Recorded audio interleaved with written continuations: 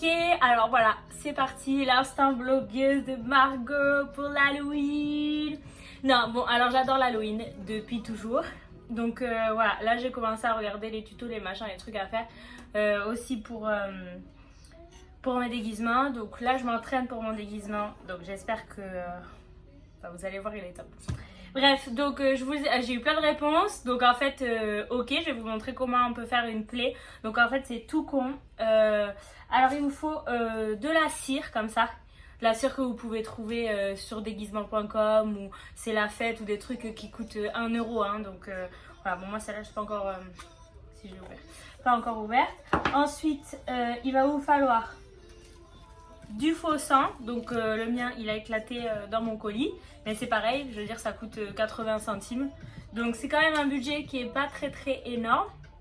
Ensuite, donc des petits pinceaux, comme ça va nous aider pour remplir la cicatrice, une spatule ou pour ceux qui sont peintres ou qui sont design d'espace, comme ça ils ont ça hein, comme moi, ou alors un couteau à beurre tout simple, voilà. Ensuite, un petit peu de fond de teint pour pouvoir uniformiser en fait la cicatrice et le teint, enfin et ton teint. De l'ombre à paupières foncée, parce que ça c'est ce qu'on va mettre pour remplir la cicatrice.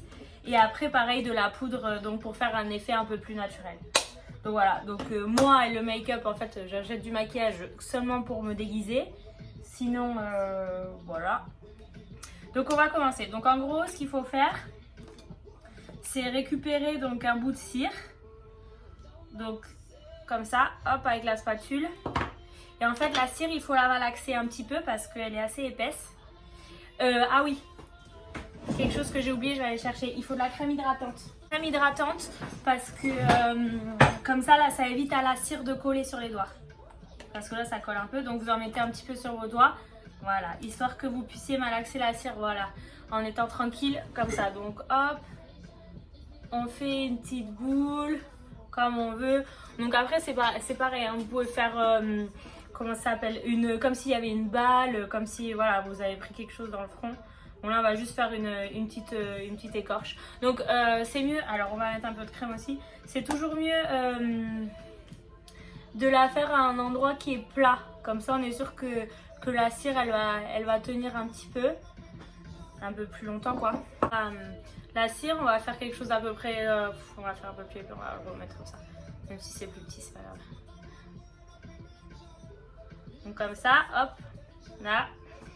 Et on va venir le coller sur le front, hop. Donc, faut bien laisser épais en fait au milieu. Et après, avec la spatule, on va venir en fait écraser les bords. Écraser voilà, le plus possible là, pour que on ait l'impression que ça soit vraiment une partie de la peau qui est ouverte. Hein. Donc on les lime, voilà. Donc une fois que c'est comme ça, on prend la spatule donc, ou le couteau et on va venir couper en fait la cire. C'est pas grave, hein, vous le faites comme vous voulez. Hop. Et après, donc on va essayer de venir écarter comme ça avec la spatule ou avec le bord du couteau. Voilà. Pour qu'on ait quelque chose en fait, il faut que je suis la cire parce que j'ai trop de cire sur ma spatule. Hop. Donc hop, on essaye de venir écarter les bords.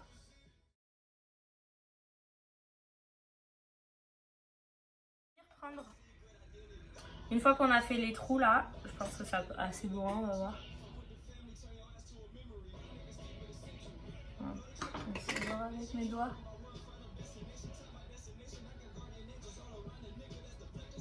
Bon, voilà, on va venir alors avec un petit pinceau. Dans un premier temps, hop, mettre du noir à l'intérieur. Comme ça va faire ressortir en fait après à l'intérieur de la plaie. Voilà. Et après, en fait, on va venir appliquer donc le faux sang. Je vais en avoir de partout parce que celui-là, vu qu'il a éclaté, voilà, j'arrive même pas à l'ouvrir. Comme si j'avais commis un meurtre. Il me faut du sopalin. Je vais chercher du sopalin. Donc, tac. Voilà, le faux sang. Donc c'est du faux sang coagulé hein, qu'il vous faut parce que sinon ça va pas bien tenir. Et en fait après avec ça on va venir, hop je vais prendre ça parce que sinon je vais pas bien voir. On va venir en fait mettre du rouge dans la cicatrice.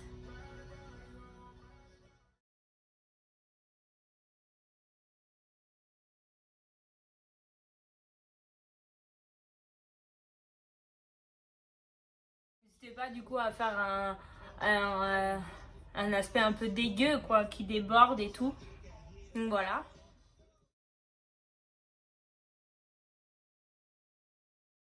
Vraiment, on n'hésite pas, hein, vous mettez le sang coagulé, en fait ça va faire vraiment l'aspect gluant quoi. Voilà, comme ça. Je sais, il est où le truc? Je sais pas si vous voyez.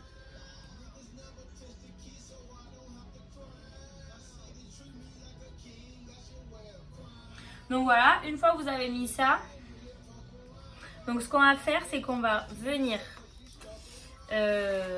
mettre un peu de fond de teint et tout ça pour pouvoir en fait en gros uniformiser tout ça, faire genre que bah c'est vraiment notre peau hein. Donc vous prenez votre fond de teint d'habitude.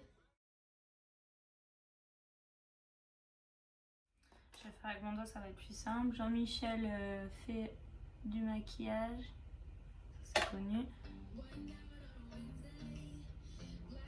Ah, je mets du sang partout.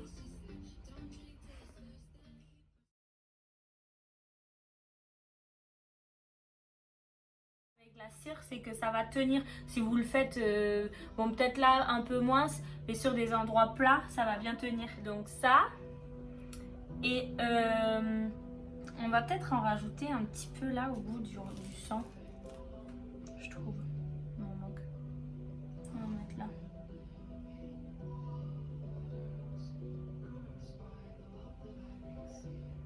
Ouais, voilà, je trouve que c'est mieux. Voilà, donc après vous avez toujours votre mouchoir de meurtre. Tac. Donc ça c'est bon et on va mettre du coup un peu de poudre.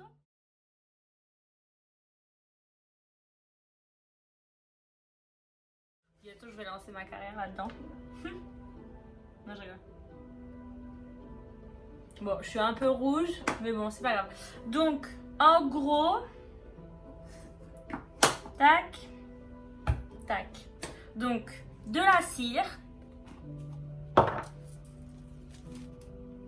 du sang coagulé, surtout, parce que sinon ça ne tiendra pas. Un ombre à paupières noir, ou un eyeliner, hein, vous pouvez mettre un trait d'eyeliner et tout. Une spatule ou un petit comment ça s'appelle, couteau à beurre, du fond de teint et puis c'est bon. Voilà, hop. Je vais prendre